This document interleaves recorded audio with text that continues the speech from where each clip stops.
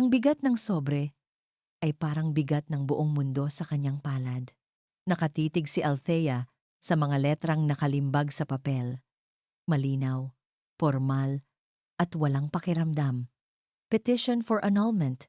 Paulit-ulit na binabasa ng kanyang mga mata ang mga salita, pero tila tumatanggi ang kanyang isip na unawain ang kahulugan nito. Isang biro. Siguro isa lang itong masamang biro. O baka epekto pa rin ito ng gamot, ng pagod, at ng lahat ng pinagdaanan niya sa nakalipas na 20 oras. Ilang sandali pa lang ang nakalipas, ang silid na ito sa ospital ay paraiso. Ang amoy ng antiseptic ay nahahaluan ng matamis na amoy ng baby powder. Ang himig ng mahinang pag-ugong ng mga makina ay musika sa kanyang pandinig at sa kanyang mga bisig. Ang pinakamagandang regalo na natanggap niya sa buong buhay niya, si Liana, ang kanyang maliit na anghel. Ang bawat hibla ng kanyang buhok, ang bawat kurba ng kanyang mga daliri ay perpekto. Habang pinagmamasdan niya ang mahimbing na pagkakatulog ng anak, naramdaman ni Althea ang isang pag-ibig na napakalaki, sapat na para punuin ang buong sansinukob. Ito na iyon. Ito na ang simula ng lahat. Ang pamilyang pinangarap niya, kasama si Marco. Inasahan niya ang pagdating ni Marco anumang oras. Naisip niya ang itsura nito kapag nakita na ang kanilang prinsesa. Ang ngiti nito, ang mga mata nitong magniningning sa pagmamahal. Bubulungan niya ito. Kamukhang kamukha mo siya at magiging kumpleto na ang kanilang mundo. Dumating nga si Marco. Pumasok ito sa silid, gwapo pa rin sa suot nitong polo shirt, amoy na amoy pa rin ang pabango na si Althea mismo ang pumili para sa kanya. Ngumiti ito, pero isang ngiting hindi umabot sa kanyang mga mata, isang ngiting malamig at pilit, walang halik, walang yakap. Hindi man lang nito sinilip ang sanggol na mahimbing na natutulog sa bassinet. Sa halip, may inilapag itong puting sobre sa bedside table. Ano to? Tanong ni Althea. Ang kanyang boses ay bahagyang nanginginig. Sinusubukang pagaanin ang tensyon na biglang bumalot sa silid. Love letter? Medyo makaluma tayo ngayon ha? Hindi tumawa si Marco. Tinitigan lang siya nito ng mga matang dati puno ng pagsinta pero ngayon ay tila salamin na walang anumang emosyon. Basahin mo, sabi nito, at binasa nga niya. Ngayon, hawak niya ang papel na sumisira sa lahat ng pangarap niya. Ang bawat salita ay parang bubog na tumutusok sa kanyang puso. Marco, hindi ko maintindihan. Halos pabulong niyang sabi. Basa na ang kanyang mga pisngi. Pero hindi niya namalayan kung kailan nagsimulang tumulo ang kanyang mga luha. Annulment. Bakit? Kasisilang ko lang kay Liana, sa anak natin. Tumingin si Marco sa bintana. Iniiwasan ang kanyang mga mata. Hindi na kita mahal, Althea. Simple. Direkta. Walang awa. Ang apat na salitang iyon ay mas masakit pa kaysa sa 9 na buwang pagbubuntis at sa buong araw na pagle-labor. Napahawak siya sa kanyang dibdib. Nararamdaman ang unti-unting pagdurog nito. Hindi. Hindi yan totoo. Umiling-iling siya. Pagod ka lang. Pagod tayong lahat. Pwede natin tong ayusin. Ano man to, Marco, kaya nating ayusin. Wala na tayong aayusin. Matigas na sabi ni Marco. At sa wakas ay tumingin ito sa kanya. May iba na ako. At doon, gumuho ang mundo ni Althea. Sino? Ang tanong niya, kahit na natatakot siyang marinig ang sagot. Si Isabella. Isabella Suarez. Ang pangalang iyon. Ang maganda, matalino, at ambisyosang business consultant sa kumpanya nila. Ang babaeng madalas ikwento ni Marco. Ang babaeng sinasabi niyang parang kapatid lang niya. At buntis siya. Dugtong ni Marco, na parang isang pinal na hatol. Magkakaanak na rin kami. Napayuko si Althea. Hindi na makahinga. Ang sakit ay hindi na mailarawan. Isang daluyong ng pighati, pagkakanulo, at kahihiyan ang lumamon sa kanyang buong pagkatao. Ang lalaking pinangakuan niya ng habang buhay, ang ama ng kanyang anak, ay pinili na sirain ang kanilang pamilya sa pinakamasakit na paraan, sa panahong pinakamahina siya. Paano mo nagawa to sa amin? Humihikbing tanong niya. Kay Liana. Paano? Ito ang tama para sa lahat. Sabi ni Marco. Ang boses ay walang bakas ng pagsisisi. Kinuha nito ang ballpen sa mesa. Pirmahan mo na lang, Althea, para mapadali ang lahat. Hindi. Mariin niyang sabi, niyakap ang sarili na para bang iyon na lang ang natitirang pananggalang. Hindi ko gagawin to. Hindi ko ibibigay sa iyo si Liana. Isang malamig na ngisi ang sumilay sa labi ni Marco. Wala kang pagpipilian. Tumalikod na ito at nagsimulang maglakad palayo. Bawat hakbang nito palayo sa kanya ay parang isang pako na ibinabaon sa kanyang puso. Marco, parang awa mo na. Huling pagsusumamo niya, ang boses ay basag na sa pag-iyak. Huwag mo kaming iwan. Huminto ito sa may pintuan. Ngunit hindi lumingon. Hinihintay na ako ni Isabela. Sabi nito, ang bawat salita ay isang patalim. Siya na ang pamilya ko ngayon. At tuluyan na itong umalis. Isinara ang pinto at iniwan si Althea sa isang katahimikang mas nakakabingi pa kaysa sa pinakamalakas na sigaw.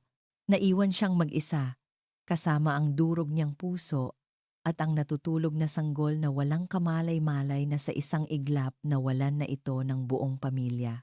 Humigpit ang kapit ni Marco sa manibela. Ang makina ng kanyang mamahaling sasakyan ay umuugong ng tahimik, isang malaking kaibahan sa sigaw ng kanyang konsensya. Sa rearview mirror, nakita niya ang imahe ng ospital na unti-unting lumiliit. Pero sa kanyang isipan, malinaw na malinaw pa rin ang mukha ni Althea, ang mga mata nitong puno ng pagkalito, ng sakit, at ng mga luhang walang tigil sa pag-agos. Ang pagmamakaawa sa boses nito ay tumatagos pa rin sa kanyang pandinig. Marco, parang awa mo na. Huwag mo kaming iwan. Napapikit siya ng mariin. Isang mabilis na pagdaloy ng pagsisisi ang gumapang sa kanyang dibdib, malamig at matinik. Ngunit mabilis niya itong iwinaksi. Hindi siya pwedeng magpadala sa emosyon. Tapos na. Nasimulan na niya. Walang atrasan. Ito ang tama. Para sa kanya. Para sa kinabukasan niya. Binilisan niya ang takbo ng sasakyan. Tila sinusubukang takasan ang multo ng kanyang mga ginawa. Ang pamilyar na daan pauwi sa bahay nila ni Althea ay hindi niya tinahak. Sa halip, lumiko siya patungo sa isang modernong condominium tower sa gitna ng Bonifacio Global City. Ang bagong mundo niya. Ang bagong buhay niya. Pagpasok niya sa lobby, ang malamig na hangin mula sa aircon. Sumakay siya sa elevator. At sa bawat palapag na kanyang inaakyat, nararamdaman niya ang unti-unting paggaan ng kanyang dibdib na napapalitan ng isang uri ng pananabik. Pagbukas ng pinto ng penthouse unit, bumungad sa kanya si Isabela. Nakatayo ito roon, suot ang isang seda na roba na bumabagay sa kanyang perpektong hubog. Ang mahaba niyang itim na buhok ay nakalugay, at ang kanyang mga labi ay mayroong pulang kolorete. Ngumiti ito isang ngiting mainit, nakakaunawa, at puno ng pangako. Tapos na? Malambing na tanong nito. Tumango lang si Marco, hindi makapagsalita. Lumapit si Isabela at marahang hinaplos ang kanyang pisngi. Ang kanyang mga daliri ay malamig. Mahirap, di ba? Bulong nito. Pero kailangan, mahal. Para sa atin. Para sa pamilya natin. Hinawakan nito ang kamay ni Marco at dinala sa kanyang bahagyang umuumbok na tiyan. Doon, sa ilalim ng palad niya, naramdaman niya ang isang bagong buhay, ang kanyang bagong pamilya. Isinandal ni Marco ang kanyang noo sa balikat ni Isabela at huminga ng malalim, nilalasap ang mamahaling pabango nito. Ayaw niyang pumirma. Inaasahan ko na yan, mahinahong sagot ni Isabela habang iginagabay siya papasok sa malawak na sala. Huwag kang mag-alala. Handa ako. Umupo sila sa isang puting leather na sofa. Mula sa malaking bintana, tanaw ang mga kumikinang na ilaw ng buong syudad. Ito ang buhay na palagi niyang pinapangarap, yaman, kapangyarihan, ang pakiramdam na nasa tuktok ka ng mundo. Isang buhay na hinding-hindi maibibigay sa kanya ng simpleng pagmamahal ni Althea. Naglabas si Isabela ng isang folder mula sa glass table. Binuksan niya ito at inilatag ang mga dokumento sa harap ni Marco. Ito ang plano, sabi niya.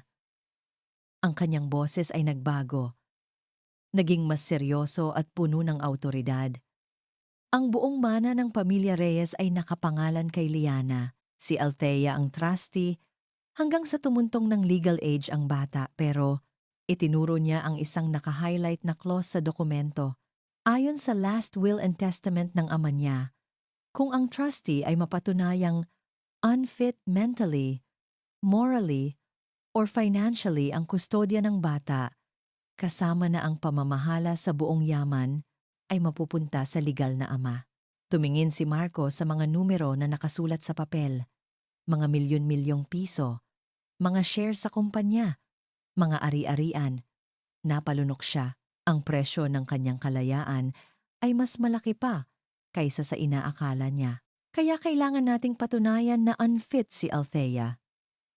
Pagpapatuloy ni Isabela. May history siya ng depression, di ba? Gagamitin natin yon. Sasabihin nating may postpartum depression siya, na hindi siya stable, na delikado ang bata sa kanya. At sa tulong ng media, maniniwala ang lahat. Hindi ba masyadong madumi yon? Nag-aalangang tanong ni Marco. Muling naaalala ang mukha ni Althea. Hinawakan ni Isabela ang kanyang baba at pilit na iniharap sa kanya. Ang mga mata nito ay matalim. Nag-aapoy sa determinasyon. Marco, makinig ka. Mariing sabi nito. Gusto mo bang habang buhay kang maging anino lang sa kumpanyang pinagtatrabahuhan mo? O gusto mong ikaw ang maging may-ari? Ito na yon. Ito na ang pagkakataon natin. Kaunting dumi lang para sa habambuhay na karangyaan para sa anak natin. Muli niyang idiniin ang salitang natin. Tumingin si Marco sa tiyan ni Isabela, tapos sa mga dokumento, tapos sa mga ilaw ng syudad sa labas. Ito na nga, ang pangarap niya. Abot kamay na niya. Kailangan niya lang talikuran ng tuluyan ng nakaraan. Kailangan niya lang durugin si Althea. Tumango siya. Ang kanyang pag-aalinlangan ay napalitan ng isang malamig na determinasyon. Sige, gawin natin. Isang matagumpay na ngiti ang sumilay sa mga labi ni Isabela. Kinuha nito ang kanyang cellphone. Tatawagan ko na ang abogado. Kailangan maipadala ang summons sa kanya sa lalong madaling panahon habang mahina pa siya, habang wala pa siyang kakampi. Habang kausap ni Isabela ang abogado sa telepono, tumayo si Marco at muling tumingin sa bintana. Sa isang lugar sa syudad na ito, sa isang silid ng ospital, umiiyak si Althea. Umiiyak ang babaeng minsan niyang minahal. Pero dito, sa tuktok ng mundo, kasama ang kanyang bagong reyna, hindi na niya naririnig ang iyak na iyon. Ang tanging naririnig niya na lang ay ang pangako ng isang kinabukasang gawa sa ginto. Ang katahimikan sa bahay ay nakakabingi. Ito ang parehong bahay na pinuno niya ng pagmamahal, ng mga pangarap, at ng amoy ng bagong luto. Ngayon, ang bawat sulok ay tila isang malamig na alaala ng isang buhay na ninakaw sa kanya. Ang kanilang wedding portrait na nakasabit sa sala ay parang isang larawan ng dalawang estranghero. Ang ngiti ni Marco sa litrato ay isang kasinungalingan. Ang ngiti niya, isang kahangalan. Kakalabas lang ni Althea at Liana sa ospital kaninang umaga. Walang Marco na sumundo. Isang taxi ang naghatid sa kanila pauwi sa bahay na hindi na niya matawag na tahanan. Nakahiga si Liana sa crib. Isang maliit na anghel na walang kamalay-malay sa unos na sumisira sa mundo ng kanyang ina. Tinitigan siya ni Althea at sa sandaling iyon, ang sakit sa kanyang dibdib ay pansamantalang napalitan ng isang mabangis na determinasyon. Para sa batang ito, kailangan niyang maging matatag. Pero paano? Kaninang hapon, isang process server ang dumating. Isang lalaking nakauniporme ang nag-abot sa kanya ng isa pang sobre. Sa pagkakataong ito, hindi na ito isang simpleng liham. Isa itong opisyal na dokumento mula sa korte. Isang summons, Marco Velasco versus Althea Reyes. Nakasaad doon ang mga paratang, mental instability, emotional distress, unfit to be a mother. Hinihiling ni Marco ang nag-iisang kustodya kay Liana. Napahawak si Althea sa dingding para suportahan ang sarili. Hindi lang siya inabandona ni Marco. Sinisira siya nito. Inililibing siya nito sa putik para lang makuha ang gusto niya. Saan ako pupunta? Anong gagawin ko? Wala na siyang pamilya. Ang kanyang mga magulang ay matagal nang pumanaw. Ang mga kamag-anak niya ay nasa probinsya. Ang mga kaibigan niya, sino nga ba ang mga kaibigan niya? Sa loob ng 5 taon, umikot ang mundo niya kay Marco. Ang mga kaibigan nito ay naging kaibigan niya. Ang mundo nito ay naging mundo niya. At ngayon, wala na siyang mundo. Nagsimula siyang mag-impake. Hindi niya alam kung saan siya pupunta, pero alam niyang hindi na siya pwedeng manatili rito. Binuksan niya ang cabinet at kinuha ang mga damit ni Liana. Ang mga maliliit na damit na pinlansya niya ng paulit-ulit na inaamoy-amoy habang pinapangarap ang araw na maisusuot na ito ng kanyang anak. Kumuha siya ng isang maleta at maingat na inilagay ang lahat ng gamit ng bata. Pagkatapos, pumunta siya sa sarili niyang aparador. Tinitigan niya ang mga damit, ang mga sapatos, ang mga bag, mga regalong lahat galing kay Marco. Mga simbolo ng isang pag-ibig na peke pala. Kumuha lang siya ng ilang simpleng bestida at isang pares ng tsinelas. Wala nang iba. Habang isinasara niya ang maleta, ang mga mata niya ay napako sa isang maliit na kahon sa kanyang bedside table. Ang kahon ng mga lumang litrato. Mga litrato noong college sila. Mga litrato kasama ang mga dati niyang kaibigan. At sa isang litrato, nandoon siya. Nakangiti. Katabi ang isang payat na lalaking nakasalamin, na laging nasa tabi niya, laging handang makinig. David. David Serrano. Ang best friend niya noon. Ang pinakamatalinong estudyante sa kanilang law school batch. Ang lalaking huli niyang nakausap 5 taon na ang nakalipas, bago niya tuluyang tinalikuran ang lahat para kay Marco. Isang munting kislap ng pag-asa ang sumilay sa kanyang puso. Dali-dali niyang kinuha ang kanyang cellphone at hinanap ang pangalan nito sa social media. Nandoon pa rin ito. David Serrano, attorney at law. May maliit itong law office sa Quezon City. Wala nang pag-aalinlangan. Binuhat niya si Liana. Kinuha ang maleta. At lumabas ng bahay nang hindi na lumingon pa. Ang biyahe papunta sa opisina ni David ay puno ng kaba at kahihiyan. Ano ang sasabihin niya? Hi Dave, sorry hindi na kita kinontak sa loob ng 5 taon, pero pwede mo ba akong tulungan dahil ang asawa ko ay gusto akong sirain at kunin ang anak ko? Nakakahiya. Nang makarating siya sa address, nakita niya ang isang maliit at simpleng gusali. Ang opisina ni David ay nasa 2nd palapag. Hindi ito magarbo. Hindi katulad ng mga law firm na kilala ni Marco. Nakatayo siya sa harap ng pinto na may nakasulat na Serrano Law Office sa loob ng ilang minuto. Nanginginig ang kanyang mga kamay. Paano kung paalisin siya nito? Paano kung isumbat nito sa kanya ang nakaraan? Ngunit ang iyak ni Liana sa kanyang mga bisig ang nagbigay sa kanya ng lakas. Huminga siya ng malalim at kumatok. Bumukas ang pinto. At bumungad sa kanya si David. Medyo nagbago na ito. Mas tumangkad, mas lumapad ang balikat.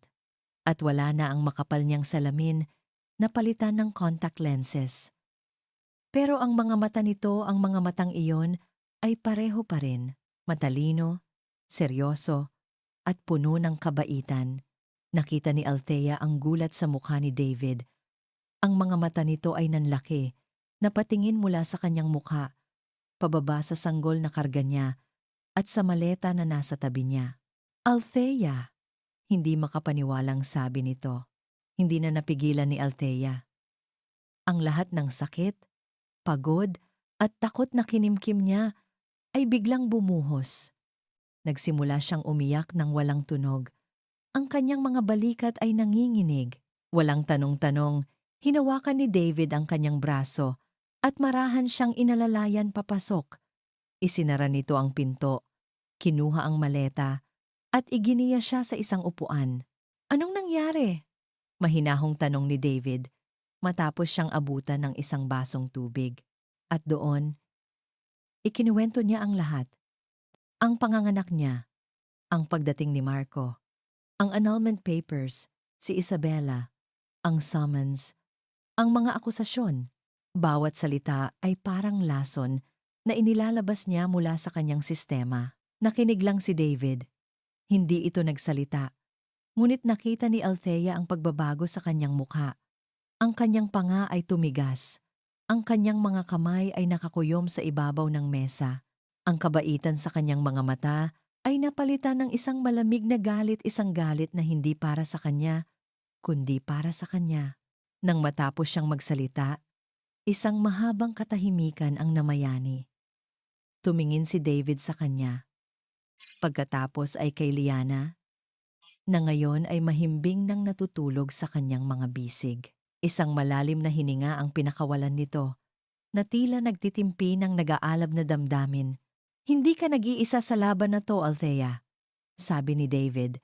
Ang kanyang boses ay kalmado, ngunit puno ng isang bakal na determinasyon. Tumingin ito ng diretso sa kanyang mga mata. Simula ngayon, problema ko na rin to. Ang apartment na pansamantalang tinutuluyan ni Althea ay maliit, ngunit malinis at tahimik. Isa itong unit na pag-aari ng pinsan ni David na kasalukuyang nasa abroad. Sa loob ng halos 2 linggo, ito ang naging kanlungan nila ni Liana. Dito, sinubukan niyang buuin ang mga basag na piraso ng kanyang buhay. Isang araw, sa isang pagkakataon, isang umaga, habang pinapatulog niya si Liana, tumunog ang kanyang cellphone. Isang mensahe mula kay Claire, isa sa iilang kaibigan niya noong college na paminsan-minsan niya pa ring nakakausap. Thea, is this you? Don't believe what they're saying. Kasama ng mensahe ay isang link sa isang online showbiz and gossip website. Kumunot ang noo ni Althea. Kinakabahan, pinindot niya ang link.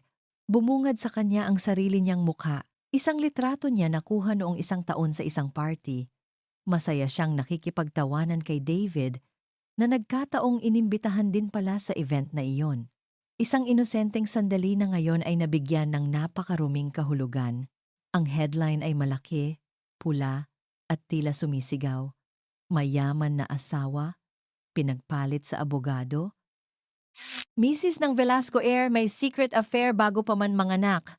Naramdaman ni Althea na parang may pumiga sa kanyang puso. Nanginginig ang kanyang mga kamay.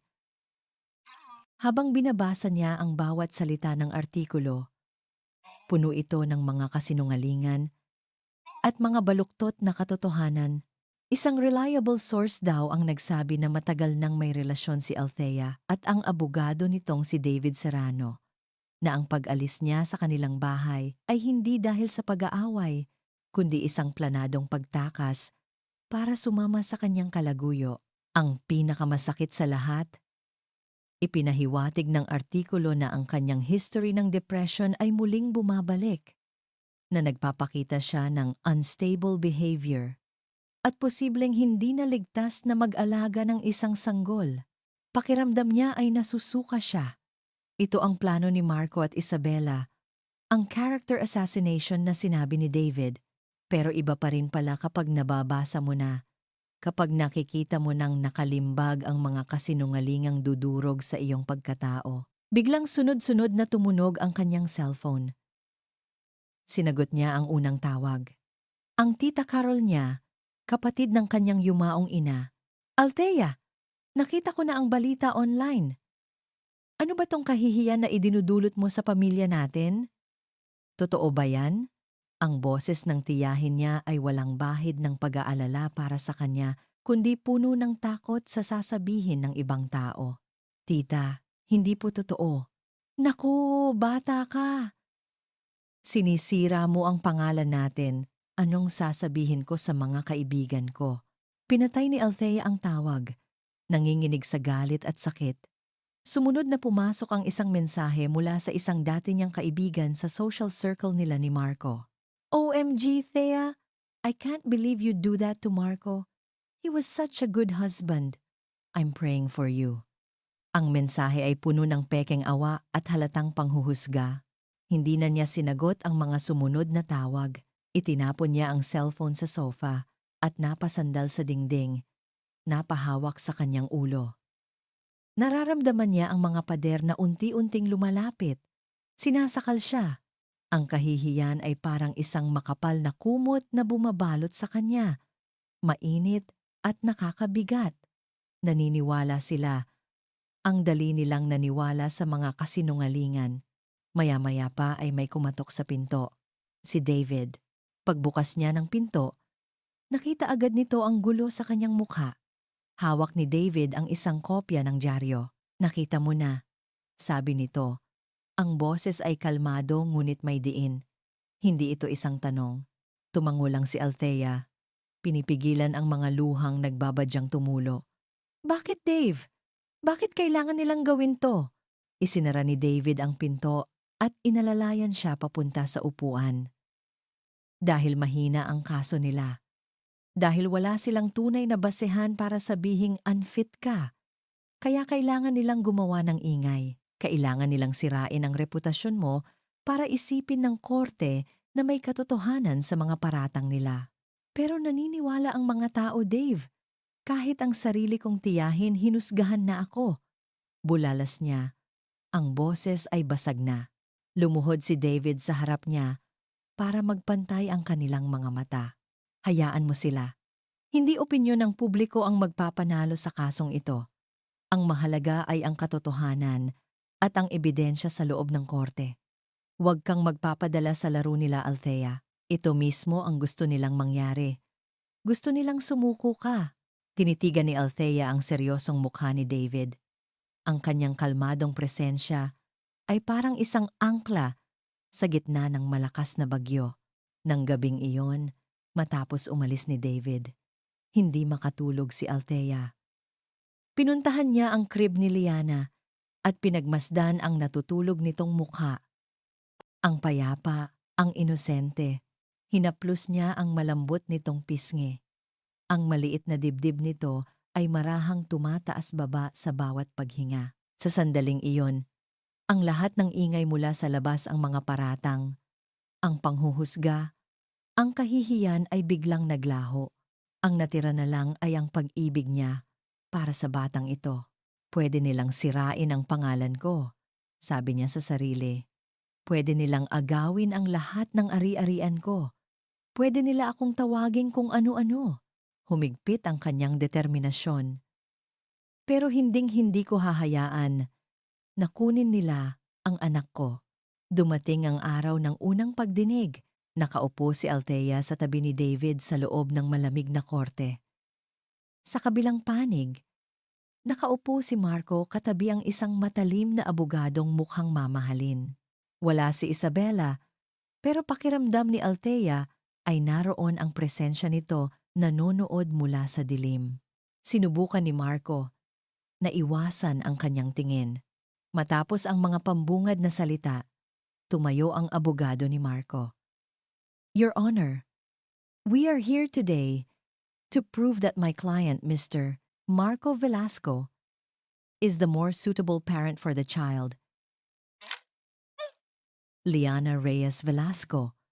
We will present evidence showing that the mother, Miss Althea Reyes, is currently emotionally and mentally unstable. Naramdaman ni Althea ang paghigpit ng hawak ni David sa kanyang braso. To begin. Pagpapatuloy ng abogado, we would like to call our first witness to the stand. Napatingin si Althea. Kinakabahan sa kung sinong mersenaryo ang binayaran nila para magsinungaling. We call on Josefina Josie Cruz. Sa pagkarinig ng pangalan, nanigas si Althea sa kanyang kinauupuan. Isang pamilyar na babae ang tumayo mula sa likuran ng korte at nagsimulang maglakad patungo sa witness stand. Si Manang Josie. Ang kasambahay nila sa loob ng 5 taon. Ang babaeng tinuring niyang parang pangalawang ina. Nag-angat ng tingin si Manang Josie at saglit na nagtama ang kanilang mga mata. Nakita ni Althea ang pagkakasala sa mga mata nito bago ito mabilis na umiwas. At sa sandaling iyon, nalaman ni Althea na ang laban na ito ay magiging mas masakit at mas madumi pa kaysa sa kanyang pinakamasamang bangungot, 2:00 na ng madaling araw. Ang tanggapan ni David Serrano ay nababalot sa katahimikan na binabasag lamang ng mahinang ugong ng aircon at ng paminsan-minsang pag-click ng kanyang mouse. Ang mesa niya ay halos hindi na makita, natatabunan ng mga folder, legal documents, at mga baso ng kape na kanina pa lumamig. Ipinikit niya ang kanyang mga mata at marahang minasahe ang kanyang sentido. Naramdaman niya ang pagod hindi lang sa kanyang mga mata, kundi sa kaibuturan ng kanyang mga buto. Mula pa kanina, paulit-ulit na naglalaro sa kanyang isipan ang eksena sa korte. Ang mga sinumpaang kasinungalingan ni Manang Josie. Ang pilit ng ngiti sa labi ng abogado ni Marco. At higit sa lahat, ang itsura ni Althea ang pagkabigla, ang sakit, at ang tuluyang pagkawala ng tiwala sa mga mata nito. Ang testimonya ni Manang Josie ay isang malaking dagok. Ikinuwento nito na madalas daw wala sa sarili si Althea, umiiyak ng walang dahilan, at minsan ay ayaw hawakan ng sanggol. Mga kasinungalingang halatang itinuro sa kanya, ngunit sa pandinig ng isang hukom, ito ay mga pulang bandila. Kailangan niyang gumalaw. Kailangan niyang makahanap ng butas. Kinuha niya ang kanyang telepono at tinawagan ang isang numero. Matapos ang ilang ring, isang magaspang na boses ang sumagot, "Serrano." Sabi ng boses sa kabilang linya. "Anong kailangan mo sa ganitong oras?" "Mang Ben, gising ka pa pala," sabi ni David. Sinubukang pagaanin ang kanyang boses. Si Mang Ben ay isang retiradong pulis na ngayon ay nagtatrabaho bilang isang private investigator. May utang na loob ito sa kanya matapos niyang tulungan ang anak nito sa isang kaso noon. "May ipapagawa sana ako sa'yo." "Importante, bes." "Lagi namang importante ang mga pinapagawa mo," reklamo ni Mang Ben, pero narinig ni David ang interes sa boses nito. "Sino ang target?" "Isabella Suarez." Ibinigay ni David ang lahat ng impormasyong alam niya tungkol kay Isabella, ang kanyang kasalukuyang trabaho, ang relasyon niya kay Marco. "Gusto kong malaman ang lahat, Mang Ben. Ang nakaraan niya, ang pamilya niya, kung saan siya nanggaling. May pakiramdam akong hindi lang siya isang simpleng kerida. May mali sa kwento niya. The sad." "Sige, ako na ang bahala. Pero hindi mura ang serbisyo ko sa ganitong klase ng babae," sabi ni Mang Ben. "Bayaran ko kung magkano." Mabilis na sagot ni David. "Basta bilisan mo." Matapos ang tawag, bumalik ang atensyon ni David sa mga dokumentong nasa harap niya. Ang mga bank statement ni Marco na legal niyang nakuha. Pinag-aralan niyang muli ang bawat transaksyon, karamihan ay normal credit card bills, car payment, restaurant expense. Ngunit may isang bagay na pumukaw sa kanyang pansin. Isang malaking wire transfer na ginawa ni Marco 3 buwan na ang nakalipas. Isang halagang hindi birong-biro. Ang mas kahinahinala ay hindi ito ipinadala sa isang tao, kundi sa isang holding company na may pangalang Visayas Prime Holdings. Mabilis niyang hinanap ang pangalan ng kumpanya online. Halos walang impormasyon. Isa itong Shell Corporation. Ngunit hindi sumuko si David. Ginamit niya ang kanyang access sa mga legal at corporate databases para sundan ang sinulid. Pagkatapos ng halos 1 oras ng paghuhukay, natagpuan niya ang koneksyon.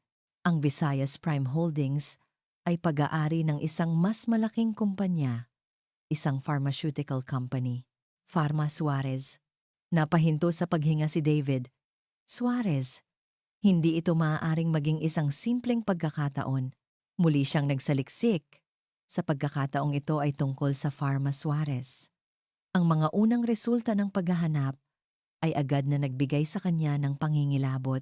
Ang kumpanya ay kasalukuyang iniimbestigahan para sa pamamahagi ng mga hindi aprobadong gamot at iba pang ilegal na gawain.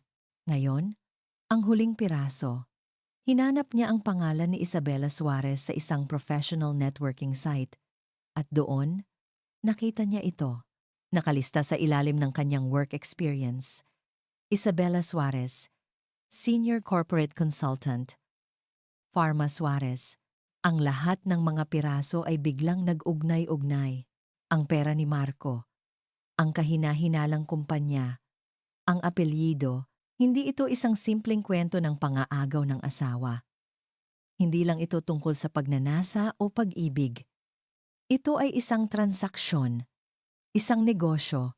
Ginamit ni Isabela si Marco para sa isang bagay na mas malaki. Ang mana ni Liana, ang pondo na kailangan nila. Napasandal si David sa kanyang upuan. Ang kanyang isip ay tumatakbo ng mabilis. Ang kaso ng annulment ay isang smokescreen lamang. Isang paraan para makuha ang pera para pondohan ang isang ilegal na operasyon. Napunta si Althea at ang kanyang anak sa gitna ng isang mapanganib na laro. Dahil sa bagong teoryang ito, mas malalim pa siyang naghukay sa nakaraan ni Isabela. Kung may kinalaman sa negosyo ang lahat, malamang na may ugat ito sa pamilya. Hinanap niya ang anumang impormasyon tungkol sa Suarez na may kaugnayan sa negosyo mula sa mga nakaraang dekada. At doon, sa isang archive ng isang lumang business journal, natagpuan niya ito. Isang artikulo tungkol sa pagbagsak ng isang malaking kumpanya ng shipping noon. Ang pangalan ng kumpanya, Suarez Shipping Lines. Ang pangalan ng may-ari, Ricardo Suarez. Naramdaman ni David ang pagbilis ng tibok ng kanyang puso. Ipinagpatuloy niya ang paghahanap hanggang sa makita niya ang isang lumang social media profile na posibleng pag-aari ng yumaong si Ricardo Suarez. Puno ito ng mga lumang larawan, mga larawan ng kanyang pamilya, ng kanyang mga barko, at ng kanyang mga kasosyo sa negosyo. Nag-scroll siya ng nag-scroll hanggang sa isang litrato ang nagpatigil sa kanyang paghinga. Isang litrato na kuha mahigit 20 taon na ang nakalipas. 2 lalaking nakangiti at magiliw na nagkakamayan sa harap ng isang bagong opisina. Ang isa ay isang mas batang Ricardo Suarez. Ang isa naman ay isang mas batang Enrique Reyes. Ang ama ni Althea. Ang caption sa ilalim ng litrato ay simple lang, "Celebrating our new partnership to a prosperous future for Reyes Lands and Suarez Shipping." Napatitig si David sa screen. Ang malamig na katotohanan ay unti-unting lumalatay sa kanyang kamalayan. Hindi ito tungkol sa pera. Hindi lang ito tungkol sa kasakiman. Ito ay paghihigante.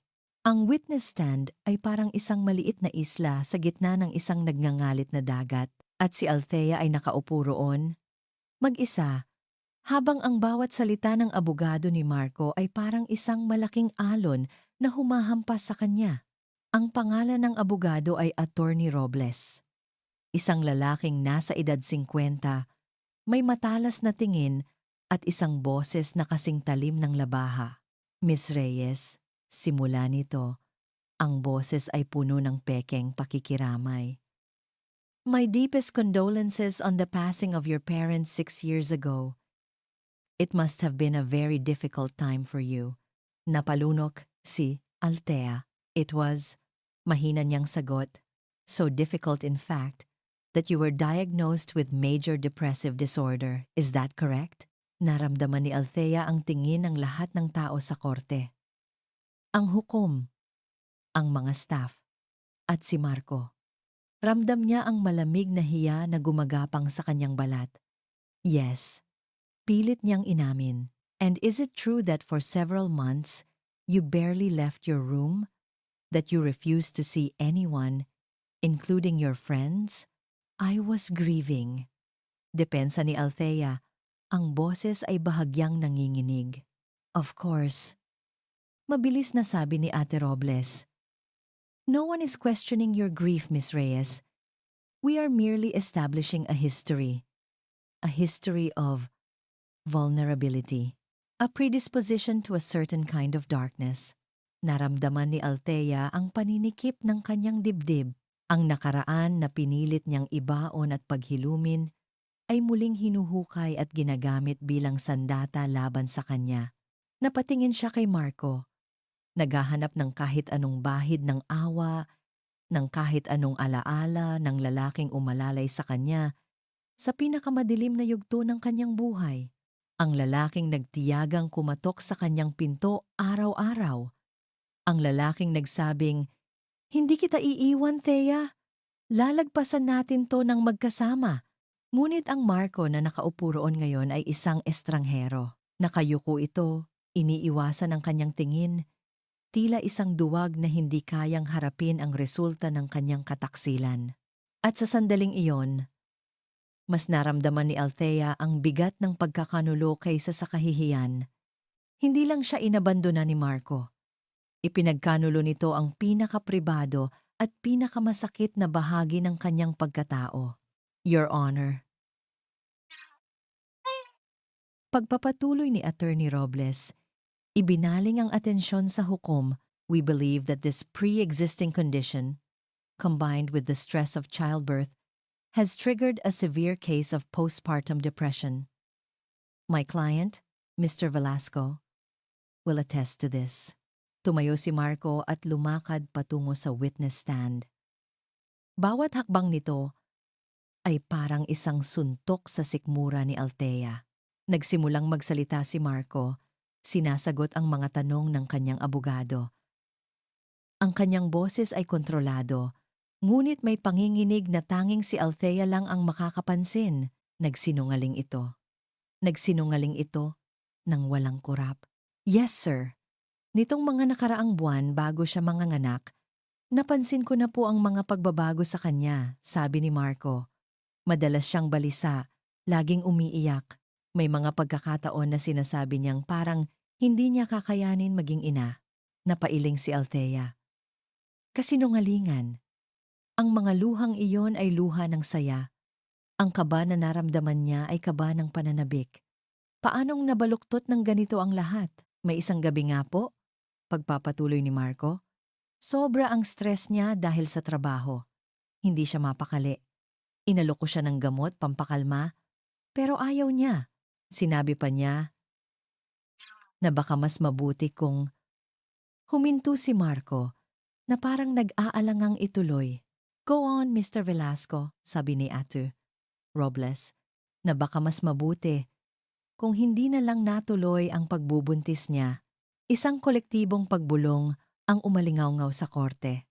Ngunit hindi iyon ang narinig ni Althea. Sa gitna ng sakit at galit, isang alaala ang biglang sumulpot sa kanyang isipan. Malinaw na parang kristal. Isang gabi. Stress dahil sa trabaho. Gamot. Ang alaala ay hindi tungkol sa kanya. Ito ay tungkol kay Marco. Mga 3 buwan na ang nakalipas. Gabi na nang umuwi si Marco galing sa opisina. Mukha itong pagod na pagod at problemado. Kamusta ang araw mo, mahal? Tanong niya noon. Stressful? Sagot nito, habang minamasahe ang kanyang batok. Yung bagong project, napaka-demanding. Buti na lang may ibinigay sa akin si Bella. Itong gamot na to, parang milagro. Isang tableta lang. Gising na ulit ang buong diwa mo. Sabi niya, special daw to. Anong gamot yan? Tanong niya. Medyo nag-aalala. Nervexa. Sabi ni Marco, ipinakita sa kanya ang isang maliit na bote na walang etiketa. Huwag kang mag-alala. Bitamina lang daw to na galing pa sa Europe. Ang pangalang iyon.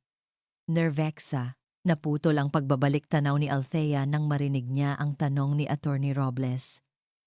Ms. Reyes? Is there anything you'd like to say in response to your husband's testimony? Ang lahat ng ingay sa korte ay biglang nawala. Ang nangingibabaw na lang ay ang malakas na kabog ng kanyang dibdib.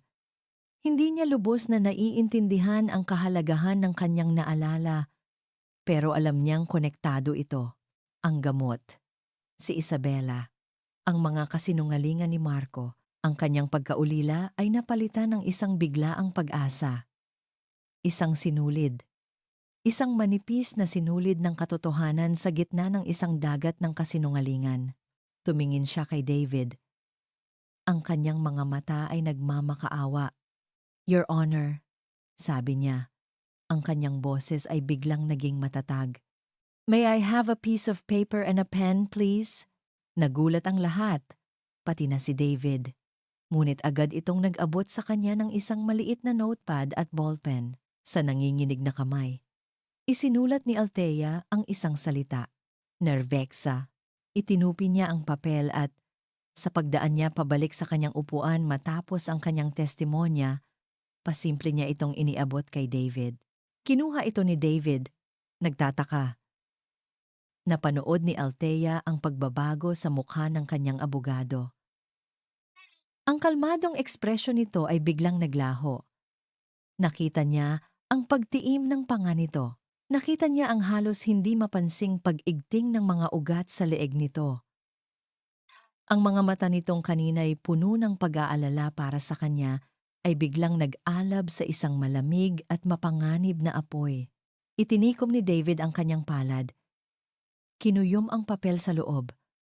Nag-angat ito ng tingin, hindi sa kanya, kundi sa direksyon ni Marco na may isang tinging nagsasabing, huli ka na. Ang biyahe pauwi mula sa korte ay tahimik. Si Marco, na nakaupo sa passenger seat ng kotse ni Isabela, ay nakatitig lang sa bintana. Ang mga gusali at sasakyan ay mabilis na dumaraan, ngunit ang isip niya ay tila tumigil sa isang eksena. Ang mga mata ni Althea. Hindi niya makalimutan ang tingin na yon. Isang tingin na puno ng sakit. Oo, pero mayroon ding pagkasuklam. Isang malalim at malamig na pagkasuklam na tila tumagos sa kanyang kaluluwa. Ang babaeng minsan ay tumingin sa kanya na parang siya ang buong mundo, ngayon ay tumitingin sa kanya na parang siya ang pinakamasamang nilalang sa balat ng lupa. May isang bahagi sa kanya na gustong sumigaw, patawarin mo ako. Pero ang mas malaking bahagi, ang bahaging pinaghaharian ng kasakiman at takot, ay nagbubulong, kailangan mong gawin to. You did well. Basag ni Isabela sa katahimikan. Ang kanyang mga mata ay nakapokus sa daan, ngunit ang boses niya ay puno ng kasiyahan. Halos maniwala na rin ako sa'yo. Hindi sumagot si Marco. Don't tell me you're feeling guilty now? Tanong ni Isabela. May bahid ng inis sa kanyang tono. Marco, this is a war. At sa giyera, may mga nasasaktan. Focus on the prize. Sa huli, magpapasalamat ka rin sa akin. Magkano ang binayad mo kay Manang Josie? Tanong ni Marco. Hindi pa rin tumitingin sa kanya. Enough to secure her loyalty. Matipid na sagot ni Isabela. Huwag mo nang problemahin yon. Ang isipin mo ay ang susunod na hakbang. Kailangan nating ipakita sa korte na ikaw ay isang responsableng ama na handang gawin ang lahat para sa dalawa mong anak. Idiniin niya ang huling salita. Isang paalala ng kanyang kapangyarihan kay Marco. Ang bata sa sinapupunan niya ang kanyang alas. Ngunit sa halip na kumalma, lalong hindi mapakali si Marco. Ang kaso ay tumatagal ng higit sa inaasahan niya. Ang mga bayarin sa abogado ay lumolobo at ang premyo na sinasabi ni Isabela ay tila mas lalong lumalayo. Nang makarating sila sa penthouse, Dumiretso si Isabela sa kusina para kumuha ng tubig. Naiwan si Marco sa sala. Ang atensyon niya ay napunta sa mamahaling handbag ni Isabela na nakapatong sa mesa. Isang Hermes Birkin. Isang bagay na alam niyang hindi nito kayang bilhin gamit ang opisyal na sweldo nito bilang consultant. Saan nanggagaling ang lahat ng pera ni Isabela? Nang gabing iyon, habang naghahapunan sila, nag-away sila. Kailangan ko ng mas malaking cash advance, Bella, sabi ni Marco. Ang legal fees ni Attorney Robles ay hindi biro. Naibigay ko na sa iyo ang para sa buwang ito. Kalmadong sagot ni Isabela habang hinihiwa ang kanyang steak. Hindi sapat yun. Alam mo ba kung gaano ka-stressful ang ginagawa ko? Ang magsinungaling sa korte? Ang harapin ang mga tingin ng lahat. I deserve more. Paktas ng boses ni Marco. Huminto sa pagkain si Isabela at tinitigan siya. You deserve what I say you deserve. Malamig na sabi nito. Huwag mong kalimutan, Marco, na kung wala ako, isa ka pa ring ordinaryong empleyado na nagpapangarap umasenso. I am giving you a kingdom. Ang kailangan mo lang gawin ay sumunod. Ang pagiging dominante nito, na dati kinahuhumalingan niya, ay nagsisimula ng maging nakakasakal. Matapos ang hapunan, pumasok si Isabela sa kanyang home office para sa isang important call. Sinarado niya ang pinto, ngunit hindi ito naisara ng maayos. Dala ng kuryosidad at pagdududa, lumapit si Marco sa pinto at nakinig. Ang boses ni Isabela ay iba. Hindi ito ang malambing na boses na ginagamit nito sa kanya o ang malamig na boses na ginamit nito kanina. Ito ay isang boses na puno ng awtoridad at pamilyaridad. Yes. The shipment arrived safely. Sabi ni Isabela sa kausap, walang problema. Oo, hawak ko na siya. He's doing exactly what I want. Don't worry about him. Ako ang bahala. Okay, I'll see you tomorrow. Same place. Napakunot ang noo ni Marco. Sino ang kausap nito? Anong shipment? Maya-maya pa ay lumabas si Isabela. Nagulat ito nang makita si Marco na nakatayo malapit sa pinto. Anong ginagawa mo dyan? Tanong nito. Bahagyang naningkit ang mga mata. Wala. Kukuha lang sana ako ng tubig. Mabilis na palusot ni Marco. Sino yung kausap mo? Mukhang importante. Isang ngiti ang sumilay sa labi ni Isabela. Just a business partner from Cebu. Kinakamusta lang ang isang project. Ngunit hindi naniwala si Marco. May mali. Kinabukasan. Habang naliligo si Isabela, ginawa ni Marco ang isang bagay na hindi niya akalaing gagawin niya. Hinalughog niya ang gamit nito. Binuksan niya ang Hermes bag. Sa loob, nakita niya ang karaniwang laman wallet, makeup, pabango, ngunit sa isang sikretong bulsa. May nakita siyang isang bagay na hindi pangkaraniwan, isang-isa pang cellphone, isang burner phone. Simple, mura, at halatang ginagamit para sa mga sikretong tawag. Binuksan niya ito. Walang password. Sa loob, iisang numero lang ang nakasave sa contacts. Sa ilalim ng pangalang RV. At sa mga mensahe, puro mga code at mga salitang hindi niya maintindihan, mga numero ng account, mga petsa, mga pangalan ng lugar.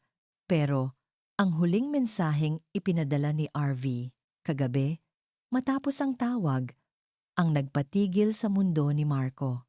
Good job today, Bella. See you tomorrow. And be careful with our baby.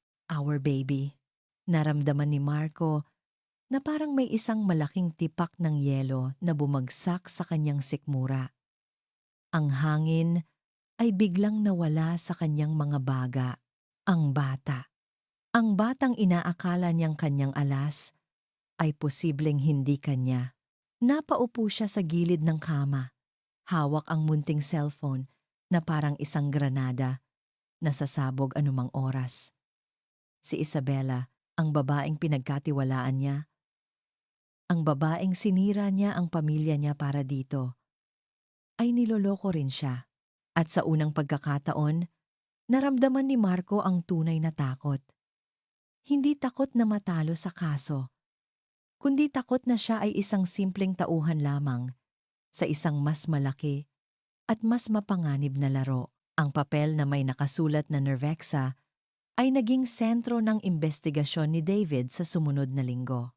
Bawat libreng sandali niya ay ginugol niya sa paghuhukay ng impormasyon tungkol sa gamot na ito. Natuklasan niyang hindi ito rehistrado sa Food and Drug Administration ng Pilipinas. Isa itong experimental drug, isang uri ng amphetamine. Pero ang mas nakakabahala ay ang mga side effects nito: paranoia, anxiety, at sa malalaking dosis, posibleng psychosis. Ang Nervexa ay isa sa mga produktong iniimbestigahan sa Pharma Suarez. Ngayon, kailangan niya ng pruweba. Kailangan niya ng isang taong mula sa loob. Sa tulong ni Mang Ben, nakakuha sila ng isang listahan ng mga dating empleyado ng Pharma Suarez, partikular na ang mga umalis o natanggal sa hindi magandang sitwasyon sa nakalipas na taon. Isa-isa nila itong sinuri. Karamihan ay ayaw magsalita, takot sa maaaring gawin ng kumpanya. Ngunit isang pangalan ang umagaw sa kanilang atensyon: Ana Lim, isang dating chemical analyst, natanggal dahil sa insubordination. Ito na ang hinahanap natin, sabi ni David kay Mang Ben sa telepono. Hanapin mo siya. Makalipas ang 2 araw, natunton ni Mang Ben si Ana Lim. Nagtatrabaho na ito ngayon bilang isang tutor sa isang maliit na review center sa Maynila. Ayon kay Mang Ben, mukha itong takot at ayaw makipag-usap. Kailangan ko siyang makausap ng personal, Dave, sabi ni Althea nang marinig ang balita. Nakaupo sila sa opisina ni David habang si Liana ay natutulog sa isang portable na duyan sa tabi nila. Masyadong delikado, Thea. Pag-aalala ni David. Kung totoo ang hinala natin, hindi natin alam kung ano ang kayang gawin ng mga taong ito. Pero kailangan niyang malaman kung para saan ang laban na to. Pagpupumilit ni Althea, hindi ito para sa pera o sa negosyo. Ito ay para sa isang ina na gustong protektahan ang kanyang anak. Baka sakaling maintindihan niya ako. Nakita ni David ang determinasyon sa mga mata ni Althea. Hindi na ito ang babaeng wasak at umiiyak na dumating sa opisina niya ilang linggo na ang nakalipas. Sa harap niya ngayon ay isang leona na handang ipaglaban ang kanyang anak. Pumayag siya. Kinabukasan, pinuntahan nila si Ana Lim sa isang maliit at hindi mataong coffee shop malapit sa tinuturuan nito. Si Ana ay isang babaeng nasa edad 30, payat, at may suot na makapal na salamin. Ang kanyang mga kamay ay bahagyang nanginginig habang nakahawak sa kanyang tasa ng kape. Halata ang takot sa kanyang mga mata. Hindi ko alam kung bakit niyo ako gustong kausapin. Simula nito, ang boses ay halos pabulong. Wala na akong kinalaman sa kumpanyang yon. Miss Lim, mahinahong sabi ni David. Alam naming natanggal ka dahil sinubukan mong i-report ang mga ilegal na gawain sa Pharma Suarez. Agad na namutla si Ana. Hindi ko alam ang sinasabi niyo. Ana, please. Pakiusap ni Althea. Ang kanyang boses ay malumanay. Hindi kami pulis. Hindi kami nandito para ipahamak ka. Nandito ako bilang isang ina. Ikinuwento ni Althea ang lahat. Ang pag-iwan sa kanya ni Marco, ang pagkuha sa kanyang anak, ang mga kasinungalingan sa korte. Ginagamit nila ang koneksyon nila sa Pharma Suarez para pondohan ang kaso laban sa akin, sabi ni Althea. At ginagamit nila ang mga produkto niyo, tulad ng Nervexa, para sirain ang mga tao. Sa pagkarinig ng pangalan ng gamot, napayuko si Ana. Kasalanan ko, bulong nito. Ako ang isa sa mga unang analyst na nakakita sa mga mapanganib na epekto nito. Nag-report ako sa management, pero sa halip na pakinggan, pinagbantaan nila ako. Sinabihan akong manahimik kung ayaw kong madamay ang pamilya ko. Kaya umalis ako. Hindi mo kasalanan. sabi ni Althea. Inabot ang kamay nito sa ibabaw ng mesa. Pero ngayon, may pagkakataon kang itama ang mali. Tulungan mo ako. Tulungan mo akong iligtas ang anak ko. Inilabas ni Althea ang kanyang cellphone at ipinakita kay Ana ang isang litrato ni Liana na nakangiti habang natutulog. Tinitigan ni Ana ang litrato ng matagal, unti-unting napalitan ng determinasyon ang takot sa kanyang mga mata. May sarili rin siyang anak. Naintindihan niya. May mga kopya ako ng mga orihinal na lab reports, sabi ni Ana. Sa wakas ay tumingin ng diretso kay David. Ang mga report na nagpapatunay kung gaano kapanganib ang Nervexa. Itinago ko bago ako umalis. Ibibigay ko sa inyo. Naramdaman ni Althea ang pag-agos ng pag-asa sa kanyang buong katawan. Ito na. Ito na ang sandata na kailangan nila. Ang katotohanan. Maraming salamat, Ana, sabi ni Althea. Ang kanyang mga mata ay nagluluha sa pasasalamat. Hindi mo alam kung gaano kalaking tulong ito. Gawin niyo lang ang tama, sabi ni Ana. Tumayo na para umalis. Para sa mga batang katulad ng anak niyo.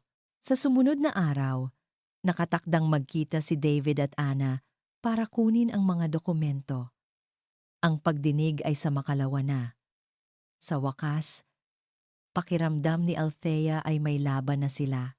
Pakiramdam niya ay malapit na siyang manalo. Ngunit ang pag-asa ay madaling maging abo. Nang gabing iyon, bago ang nakatakdang pagkikita nila, tumawag si David kay Althea. Ang boses nito sa kabilang linya ay mabigat at puno ng pag-aalala. Thea, may problema. Anong nangyari? Kinakabahang tanong ni Althea. Tumawag si Ana. Sabi ni David, hindi siya makikipagkita bukas. May sumusunod daw sa kanya. May mga lalaking nakatambay sa labas ng bahay niya buong araw. Natatakot siya. Naramdaman ni Althea na parang may humila ng sahig mula sa kanyang mga paa. Ang kanilang alas. Ang kanilang nag-iisang testigo. Anong gagawin natin? Halos pabulong niyang tanong. Hindi ko alam, sagot ni David. Sinubukan ko siyang tawagan ulit pero hindi na niya sinasagot ang telepono niya. Isang malamig na takot ang gumapang sa puso ni Althea. Nalaman ng mga kalaban nila ang tungkol kay Ana. At ngayon, ang kanilang pinakamalaking pag-asa ay naging kanilang pinakamalaking panganib. Ang sumunod na 24 na oras ay naging isang mahabang bangungot para kay Althea. Paulit-ulit na sinubukan ni David na tawagan si Ana Lim. Ngunit ang telepono nito ay diretso na sa voicemail. Sinubukan nilang puntahan ang apartment nito, ngunit walang nagbubukas ng pinto. Ang mga kapitbahay ay nagsabing wala silang napansin na kahit anong kakaiba. Para siyang bulang biglang naglaho. Ang kanilang pinakamahalagang testigo, kasama ang lahat ng ebidensya nito, ay nawawala. Dumating ang araw ng pagdinig. Habang papasok sila sa bulwagan ng hustisya, naramdaman ni Althea ang bigat ng bawat hakbang. Ang maliit na pag-asa na nabuo sa kanyang puso sa mga nakaraang araw ay ganap ng naglaho, napalitan ng isang malamig at mabigat na pakiramdam ng kabiguan. Anong gagawin natin? Bulong niya kay David habang nauupo sila sa kanilang pwesto. I will ask for a postponement, sagot ni David. Ngunit alam nilang pareho na maliit ang tsansa na pagbigyan ito ng hukom. Sasabihin kong may biglaang medical emergency ang testigo natin. Isang manipis na palusot, pero iyon na lang ang natitira nilang pag-asa. Sa kabilang panig ng silid, nakita ni Althea si Marco. Sa tabi nito, nakaupo si Isabela. Sa unang pagkakataon, ay nagpakita ito sa korte. Ang kanyang tiyan ay mas malaki na ngayon, at ang kanyang mukha ay may isang mapanuring ngiti na para bang alam na alam niyang nanalo na sila. Ang kanilang mga tingin ay nagtagpo, at kinilabutan si Althea sa malamig na tagumpay na nakita niya sa mga mata ng babae. Nagsimula ang sesyon. Gaya ng inaasahan, tumayo si David at humiling na ipagpaliban ang pagdinig. Your Honor, Our key witness, Miss Anna Lim, is unable to attend today due to a sudden and unforeseen medical emergency, paliwanag ni David. Ngunit bago pa man makasagot ang hukom, tumayo na si Attorney Robles, ang abogado ni Marco. Objection, Your Honor! This is clearly a delaying tactic. That is not true, Your Honor. Giit ni David. Then where is your witness's medical certificate? Hamon ni Attorney Robles. Where is your proof? O baka naman, Your Honor, ay wala talagang testigo. Baka ito ay isa lamang kathang-isip para guluhin ang proseso ng korte? Hindi nakasagot si David. Wala siyang maipakitang pruweba. Request for postponement, denied, sabi ng hukom. Ang kanyang martilyo ay pumukpok sa mesa na parang isang hatol. Let us proceed. Naramdaman ni Althea na parang may kung anong malamig na bagay ang gumapang sa kanyang likuran. Wala na. Tapos na ang laban. Ang sumunod na nangyari ay tila isang mabilis at malabong panaginip. Nagbigay ng kanyang pangwakas na argumento si Attorney Robles. Inulit niya ang lahat ng kasinungalingan, ang mental instability ni Althea, ang affair nila ni David, ang testimonya ni Manang Josie. Idiniin niya na si Marco, bilang isang matatag at responsableng ama, ang mas karapat-dapat na mag-alaga sa bata. Si David ay sumubok na lumaban.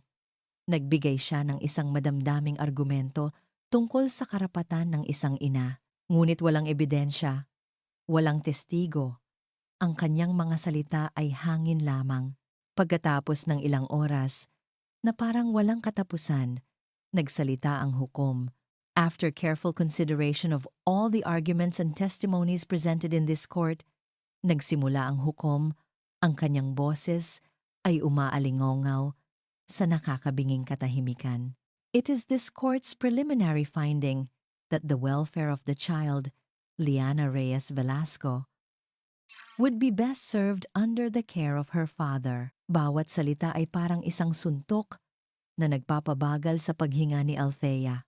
Therefore, this court grants the petition for temporary sole custody to the petitioner, Mr. Marco Velasco, effective immediately. Effective immediately. Parang nabasag ang pandinig ni Althea. Ang mundo ay umikot. Nakita niya ang pagngiti ni Isabela. Nakita niya ang pagyuko ni Marco, na hindi malaman kung tagumpay ba o kahihiyan ang nararamdaman. Your Honor, we object? Malakas na sabi ni David tumatayo. Your objection is noted, Counselor, sabi ng hukom. This is a temporary order pending the final resolution of the annulment case. Miss Reyes will be granted visitation rights. The court will adjourn. Visitation rights.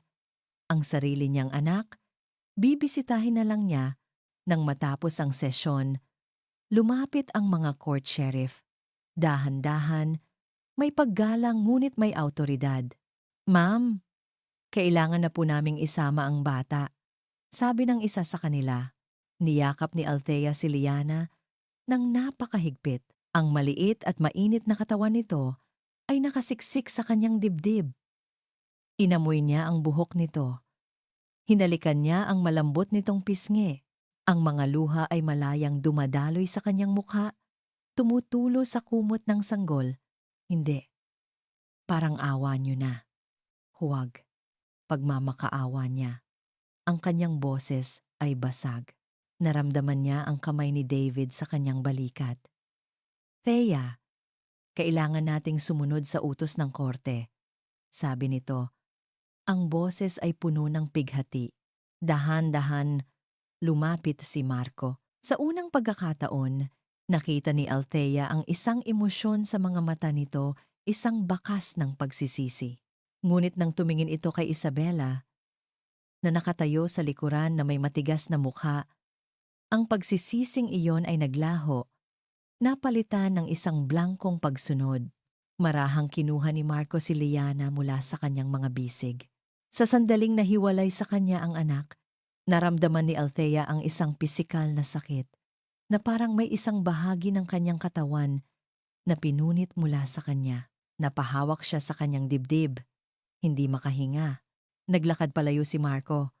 Dala-dala ang kanilang anak, palayo sa kanya, patungo sa babaeng sumira sa kanilang buhay.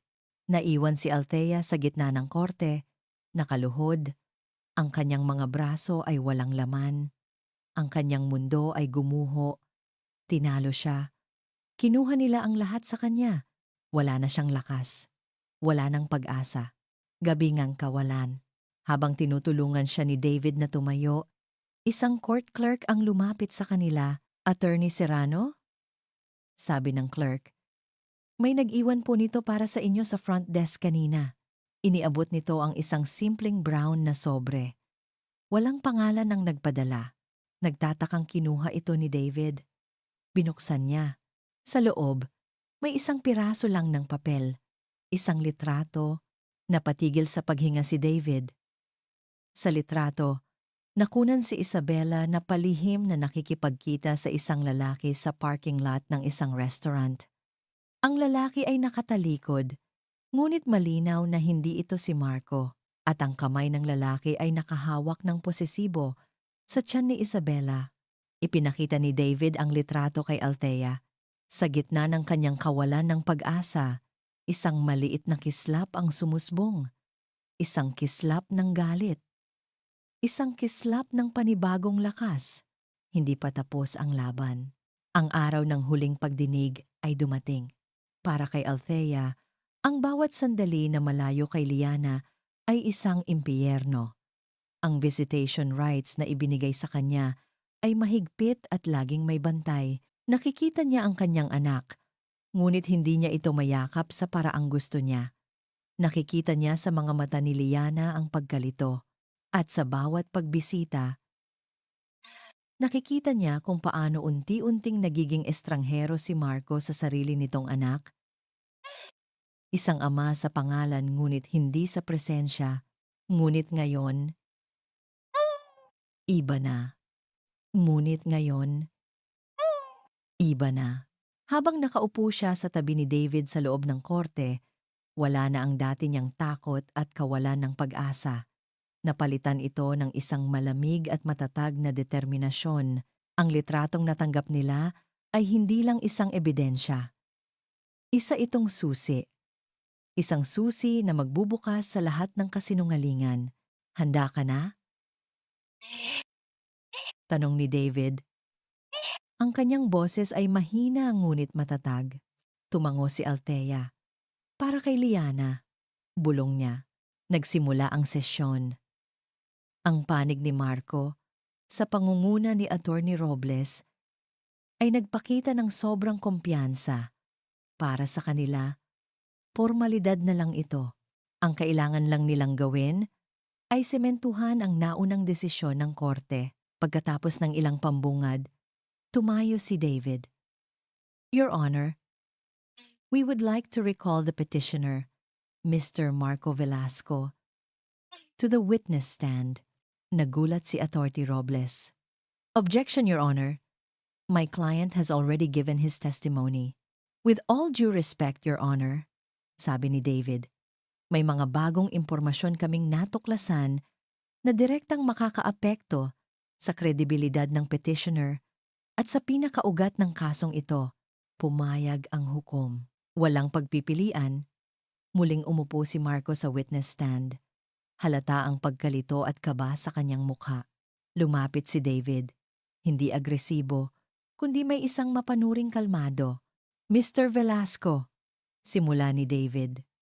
Sa iyong mga naunang testimonya, paulit-ulit mong idiniin na ang dahilan ng inyong paghihiwalay ay dahil hindi mo na mahal si Ms. Reyes at dahil magkakaroon ka na ng bagong pamilya kay Ms. Isabela Suarez, tama po ba? Tama. Sagot ni Marco, isang pamilyang binuo sa pag-ibig at katapatan. Tama po ba? Objection, Your Honor. Leading, mabilis na sabi ni Ate Robles. Sustained, sabi ng hukom. Nagpatuloy si David. Mr. Velasco, gaano ka kasigurado sa katapatan ni Ms. Suarez sa inyo? I trust her, matigas na sabi ni Marco, kahit na ang kanyang mga mata ay nagpapakita ng pag-aalinlangan. Ganun po ba? Sabi ni David. At dito na niya inilabas ang kanyang alas. Lumapit siya sa clerk of court. I would like to present Exhibit A for identification.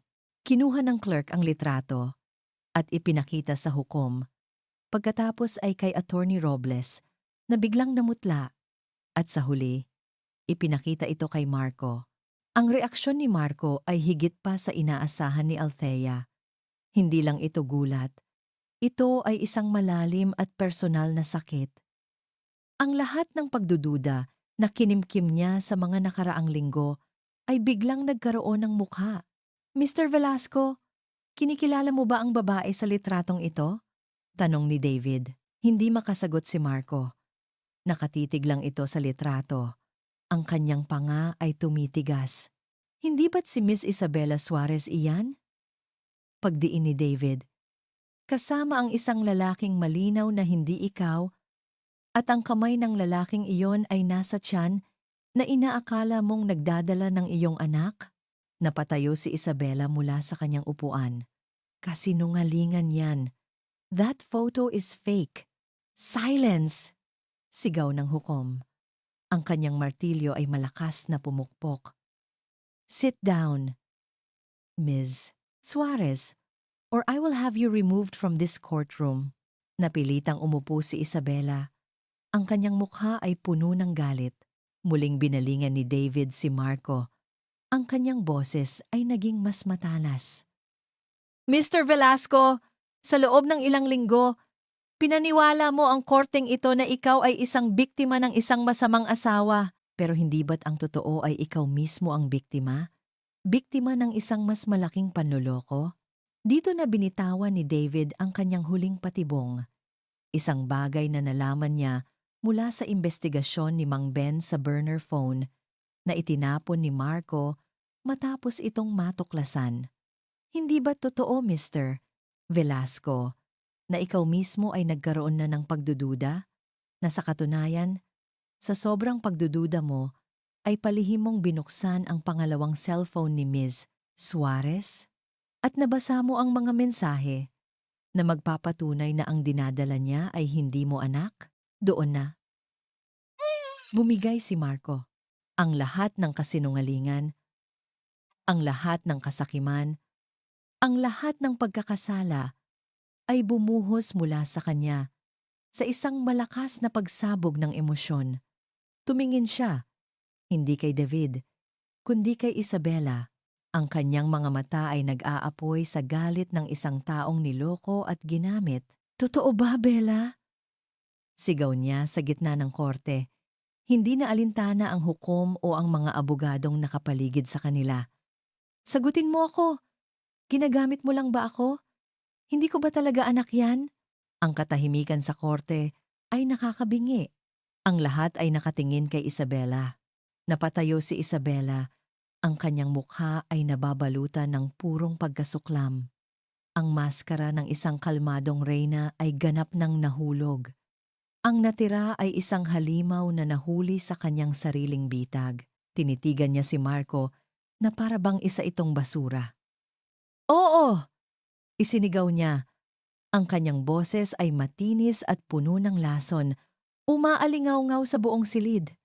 Hindi mo yan, anak! At hinding-hindi mo makukuha ang yaman ng mga Reyes. Isang kolektibong paghinga ng gulat ang maririnig sa buong korte. Isang pag-amin. Isang lantad na pag-amin sa harap ng batas. Napaupo si Marco sa kanyang upuan na para bang sinaksak, wasak. Si Althea naman ay napahawak sa kamay ni David. Ang katotohanan, gaano man kasakit, ay sa wakas ay lumabas na at kasama nito ang pagbagsak ng lahat ng kasinungalingan. Ang pagsigaw ni Isabela ay parang isang bombang sumabog sa loob ng korte at ang mga resulta nito ay mabilis at mapanira. Kasunod ng kanyang pag-amin, nagkaroon ng ganap na kaguluhan. Agad na ipinatawag ng hukom ang mga guwardya para ilabas si Isabela na patuloy na nagwawala at sumisigaw ng mga pagbabanta. Ngunit huli na ang lahat. Ang kanyang mga salita ay narinig na ng lahat. Nakatala na sa opisyal na record ng korte. Dahil sa biglaang pagbabago ng mga pangyayari, agad na nagdeklara ng reses ang hukom. Sa gitna ng kaguluhan, nakita ni David ang pagkakataon. Alam niyang si Marco, na ngayon ay wasak at nag-iisa, ang kanilang pinakamahalagang susi. Habang abala ang lahat kay Isabela, nilapitan niya si Marco, na nakaupo pa rin sa witness stand. Nakatulala at parang wala sa sarili. Marco, mahinahon, ngunit may diin na sabi ni David. Tapos na ang laro. Ginamit ka lang niya. Pero may pagkakataon ka pang gawin ang tama para sa sarili mo at para kay Liana. Tumingin si Marco kay David. Ang mga mata nito ay puno ng kawalan. Anong gagawin ko? Makipagtulungan ka, sabi ni David. Sabihin mo sa amin ang lahat. Ang tungkol sa Farma Suarez. Ang tungkol sa pera. Ang tungkol sa tunay na ama ng dinadala ni Isabela. Kung gagawin mo yan, sisiguraduhin kong isasaalang-alang ito ng korte. Ito ay isang desperadong hakbang, isang sugal, ngunit alam ni David na wala nang mawawala pa kay Marco. At tama siya. Kinabukasan, sa opisina ni David, kasama ang presensya ng mga autoridad na tinawagan niya, umamin si Marco sa lahat. Isinalaysay niya ang buong plano ni Isabela, ang paggamit sa kanya para makuha ang mana ni Liana bilang pondo sa ilegal na operasyon ng Farma Suarez. Ibinigay niya ang pangalan ng tunay na kasintahan ni Isabela, si RV, si Ricardo Vargas, isa sa mga ehekutibo ng Farma Suarez. Ikinuwento niya ang tungkol sa mga ilegal na gamot kasama na ang Nervexa.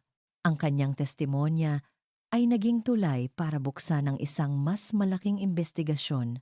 Makalipas ang ilang araw, sinalakay ng mga autoridad ang mga opisina at bodega ng Farma Suarez, si Isabela, si Ricardo Vargas, at ang iba pang mga opisyal ng kumpanya ay inaresto para sa malawakang kaso ng fraud, perjury, at pamamahagi ng mga ilegal na gamot.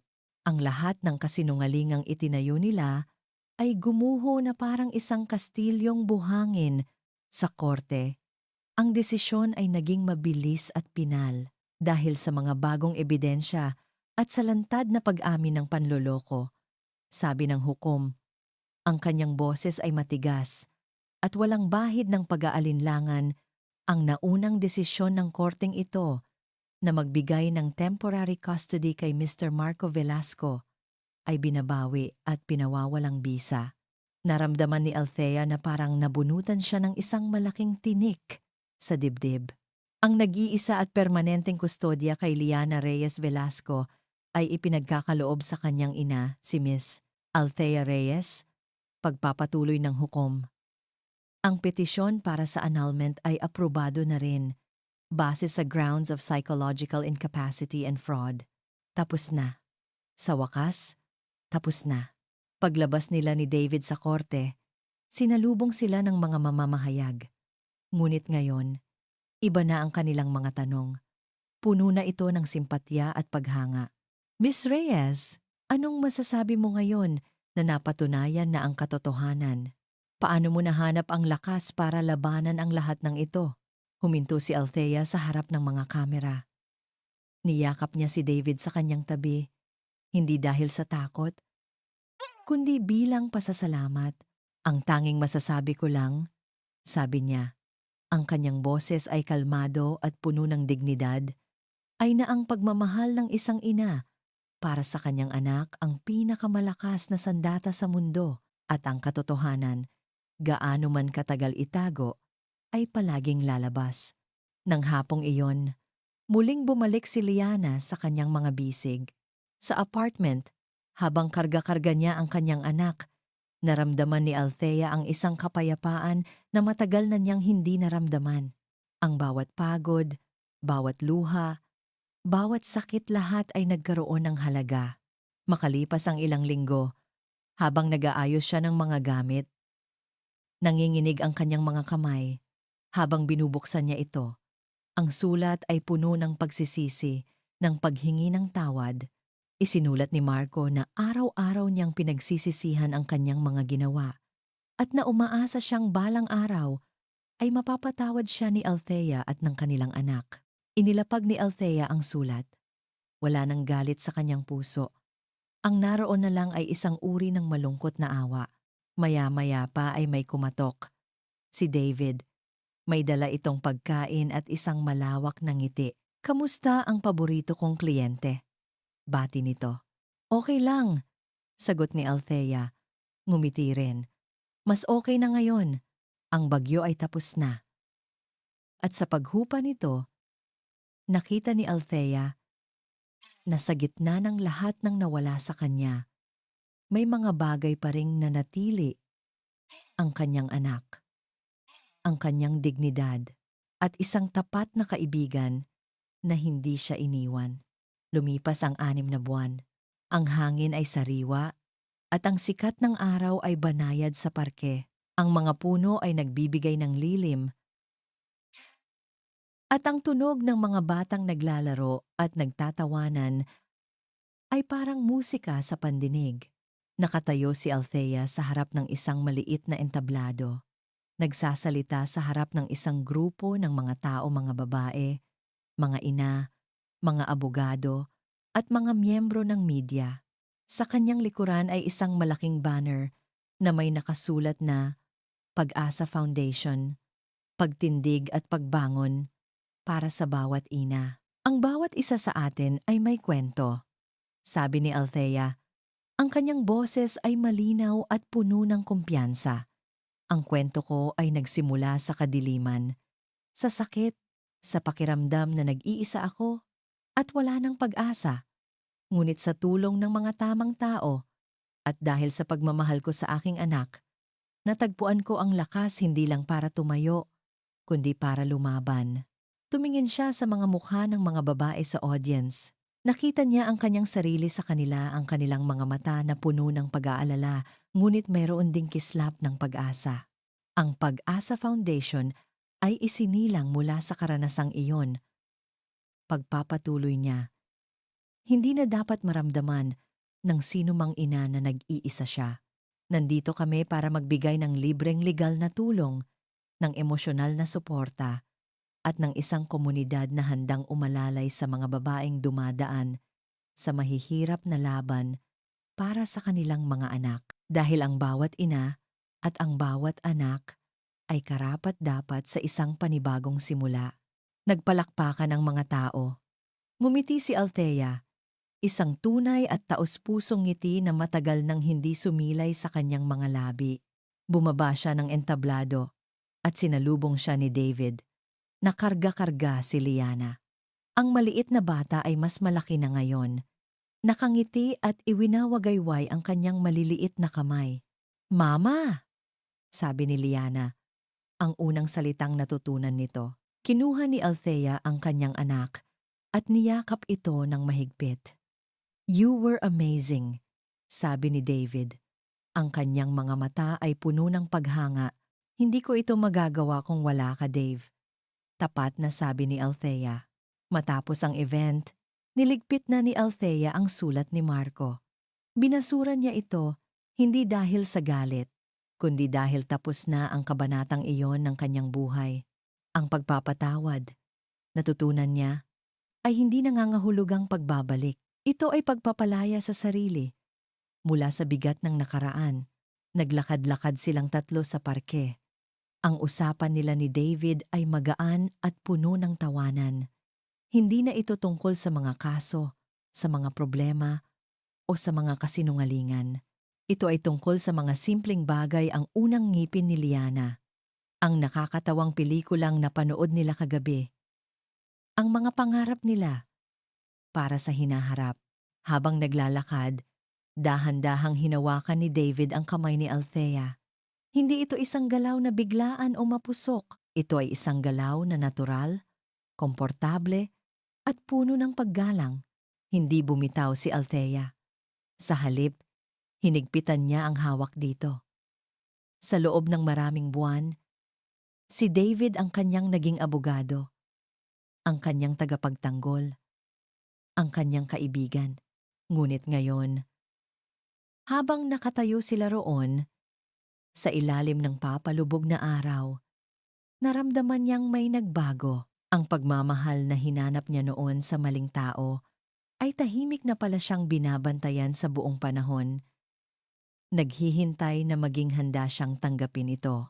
Huminto sila sa tabi ng isang maliit na lawa. Pinapanood ang paglubog ng araw. Ang kalangitan ay nag-aagaw sa kulay kahel at lila. Isang magandang tanawin na sumisimbolo sa pagtatapos ng isang mahirap na araw at ang pangako ng isang bagong umaga. Thea, sabi ni David, ang kanyang boses ay seryoso. Hindi ko alam kung anong dala ng bukas. Pero gusto kong malaman mo na anuman ang mangyari nandito lang ako. Hindi na bilang abogado mo o bilang kaibigan mo lang. Tumingin si Althea sa kanya. Sa mga mata ni David, nakita niya ang isang kinabukasan na hindi perpekto, ngunit totoo. Isang kinabukasan na binuo hindi sa kasakiman o panloloko, kundi sa katapatan, tiwala, at isang pag-ibig na tahimik na naghintay. Ngumiti siya. Alam ko, Dave, sabi niya. Alam ko, hindi na nila kailangan ng maraming salita. Habang karga niya si Liana, at habang ang kanyang kamay ay mahigpit na hawak ni David, pinanood ni Althea ang huling sinag ng araw na maglaho sa abot tanaw. Ang bagyo ay ganap ng lumipas. At sa kanyang harapan, isang panibagong simula ang naghihintay, maliwanag, at puno ng pag-asa. At dito nagtatapos ang kwento ng pagbangon ni Althea. Kasama sina David at ang munting si Liana.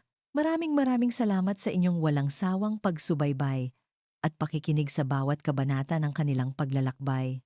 Isang karangalan ang samahan kayo sa bawat patak ng luha, sa bawat pintig ng puso, at sa bawat hibla ng pag-asa. Habang isinusulat ko ang kwentong ito, naramdaman ko ang bigat ng pasanin ni Althea at ang tahimik na lakas na kanyang natagpuan sa kanyang pagiging ina. Nais kong ibahagi sa inyo ang isang paniniwala na kahit sa pinakamadilim na gabi ng ating buhay, palaging may sisikat na araw. Ang pag-ibig ay hindi laging perpekto. At minsan, ito ay nagdudulot ng sakit. Ngunit ang tunay na pag-ibig ay nagpapagaling, nagpapatawad, at nagbibigay sa atin ng lakas upang magsimulang muli. Sana ay napulutan ninyo ng inspirasyon ang katatagan ni Althea, ang kabutihan ni David, at ang walang hanggang kapangyarihan ng pag-ibig ng isang ina. Kung ang kwentong ito ay umantig sa inyong puso, huwag po kayong mag-atubiling ibahagi ang inyong mga saloobin sa comment section. Sa ibaba, ang inyong mga mensahe ay nagsisilbing inspirasyon para sa akin na magpatuloy sa paglikha ng mga kwentong puno ng damdamin at pag-asa. Muli, mula sa kaibuturan ng aking puso, maraming salamat. Hanggang sa ating susunod na pagkikita sa panibagong kwento ng buhay at pag-ibig. Nagmamahal, Kili Bawat Sandali.